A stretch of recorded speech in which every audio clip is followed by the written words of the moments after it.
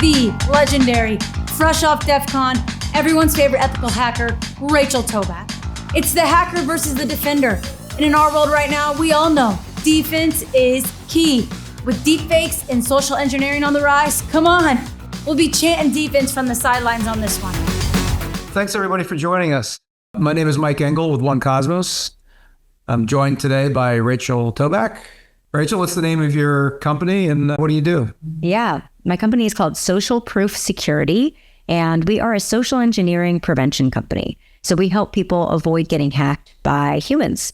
And we do this with video training, live events like we're doing right now, and pen tests. So actually hacking companies that ask us to so that they can stay safe.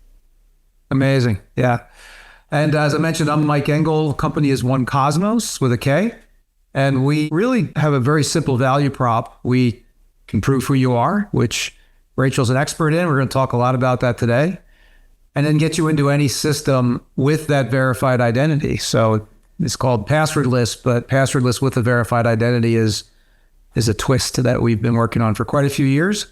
Rachel, if you could kick off with the piece that you did on 60 Minutes, your 15 minutes of fame there. Amazing piece. I think it would really help set the stage and we can maybe take it all from there. Let's do it. Okay. So a little bit of context for everybody who has not seen the 60 Minutes piece that I'm about to show here. 60 Minutes asked me to hack them using a live voice clone, live on air. So I only had one chance to get it right. They asked me to hack Sharon Alfonsi, the correspondent, live on air. So I used something called a spoofing tool to actually be able to call you as Sharon. So I was hacked and I failed hacking. Tobac showed us how she took clips of me from television and put it into an app that cloned my voice.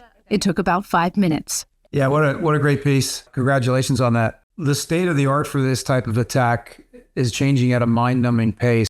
What has changed in the past 6, 12, 24 months that's really changed the attack surface?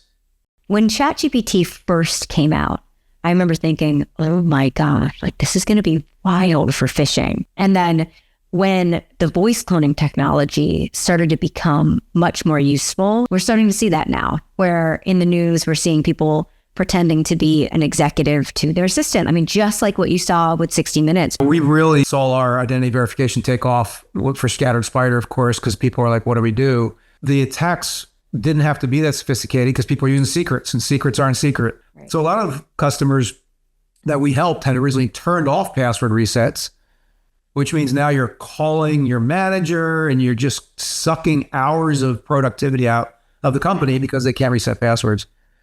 So Scattered Spider does something that we have been trying to showcase in pen tests for years. They basically attack and focus over phone calls, and they contact the service desk and they ask for password resets and multi-factor authentication reset. And people are like, if you ask a question and the question is answered because they don't have a protocol to verify identity correctly, is that hacking? Because it's social engineering, right? And when you're exploiting trust in that way, it's a trust within the institution and the organization that people who are calling are who they say they are. Why don't we maybe dive in a little bit to some of the work that we did together recently? Yeah. You know, I wanted to make this real for our audience a bit, and you've agreed to put our own identity verification to the test here. So I'd love to hear your approach as an attacker and what you saw here. Yeah. Well, I'll talk about it at a high level. So what I did is I created a deepfake, and I basically wore a face like a digital mask to attempt to break into the systems. And when I do this, oftentimes I'm trying to bypass liveness detection with this deepfake, which for some tools does work. And I'm trying to bypass the ID check. So I tried that using your tool on mobile, and here's what I got. Verification failed. I love that. That makes me really happy. So I try these systems, and some systems I'm able to get into, some systems I'm not able to get into. Really cool to see that One Cosmos was throwing up this to me, that I failed the verification process when I used my deepfake. That's what we want. And it makes me really happy to try that and see that. Just a little bit about the word liveness. We've been working on liveness for years. There's NIST 800-63-3, which is the government standard to say, here's how you verify an identity by having multiple sources of truth and documents and face matching and We got our 863.3 certification in 2018. And then on the individual components, like matching a face or scanning a document, there's the NIST riveted RIVTD. Another one is iBeta Pad 2. So we've been through all of them.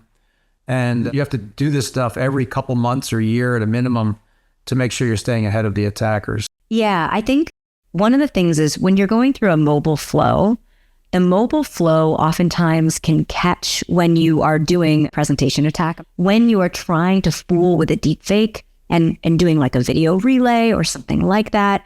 Oftentimes the liveness will fail because it can sense the screen in play, or it can sense that there's an additional tool being added to bypass the camera. So it's really cool to see that mobile was able to spot it and say, no, we're not letting you through here. And the camera and the system can check, I think it's like 90 different points of presence and overt security features on a document.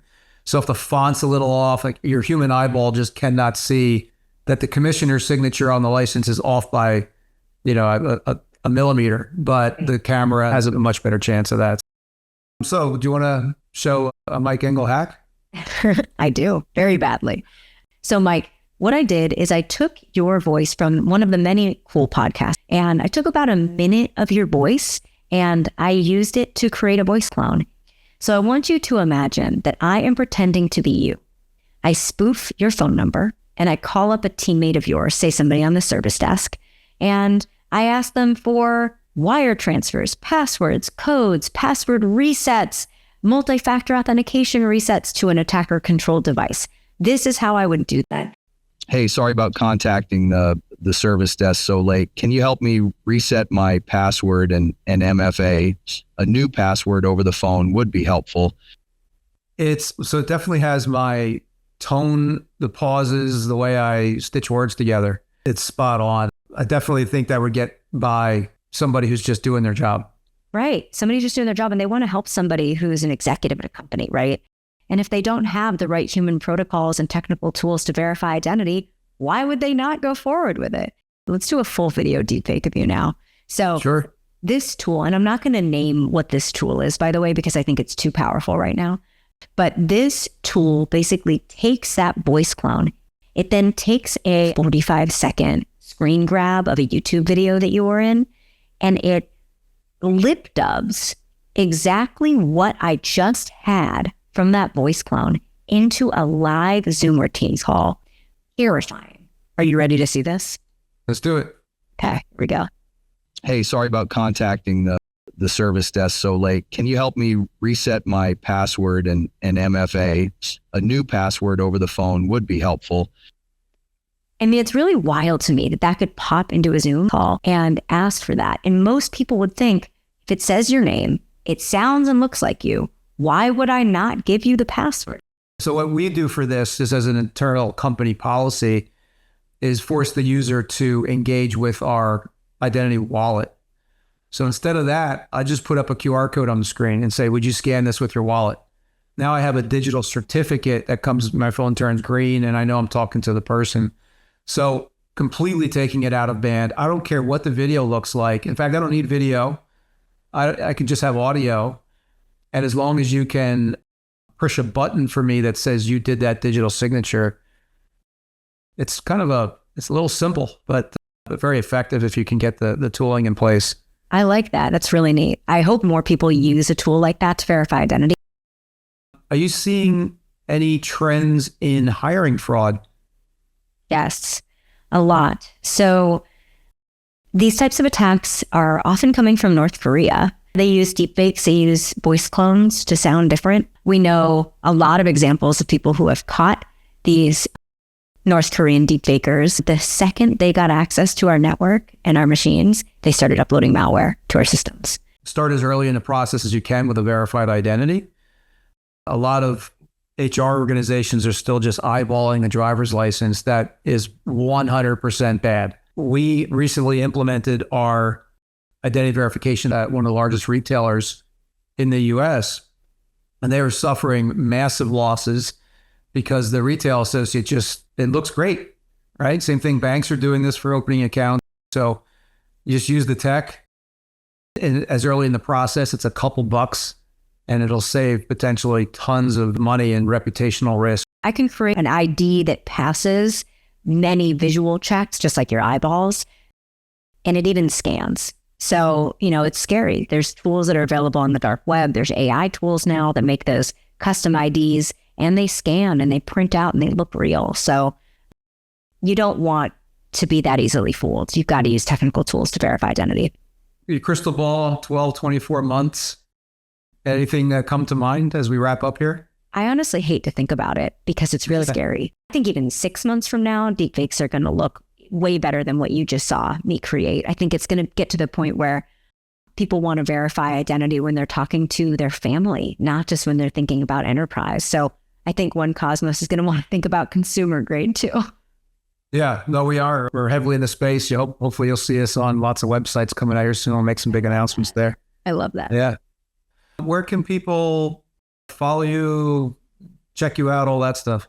Yeah, my name right here at Rachel Tobac. That's what I am on Twitter, LinkedIn, Instagram. You can find me anywhere under my real name at Rachel Tobac and socialproofsecurity.com. That's great. Yeah, similarly, we attend every identity show there is. So Identiverse and Gartner Identity Access Management's coming up in December. So we'll see a lot of our industry friends and family there. And thank you so much for coming. And this was really a fun experience. Thanks so much for having me, Mike.